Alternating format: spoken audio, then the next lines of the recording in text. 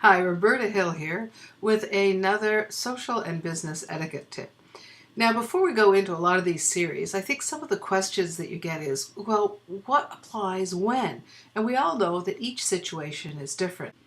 So I've developed a chart that will kind of explain to you the four different aspects of what you need to pay attention to when it comes to social etiquette.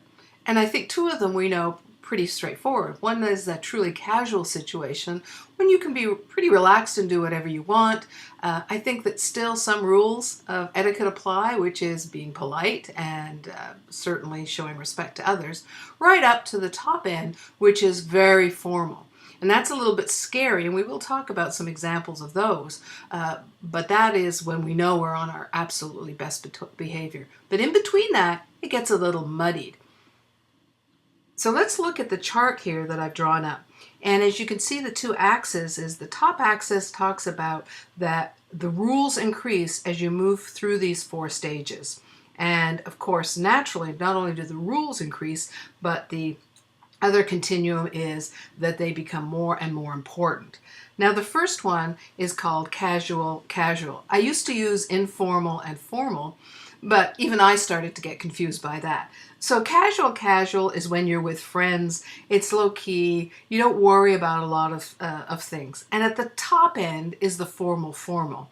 And that's certainly the best example is if you're going for a job interview or if you're getting presented to royalty or something. But in between, it can be pretty confusing. So after casual is what I call formal casual. And this is where quite a bit of the social media falls, and we'll be talking more about that. And above that is the casual formal. And there is an overlap. And the way to distinguish the two, regardless of whether you flip these terms or not, is the first one is this something that can be casual, but you never know who's going to show up or who's going to be there? And that's why social media is kind of like that. And the other one is you are definitely on show. It may be a casual event through business, for example, but you still have certain rules to apply because you are under scrutiny to some extent. Office parties may be under the type where it's pretty relaxed, or it could be casual formal, depending on your particular organization or what your expectations are.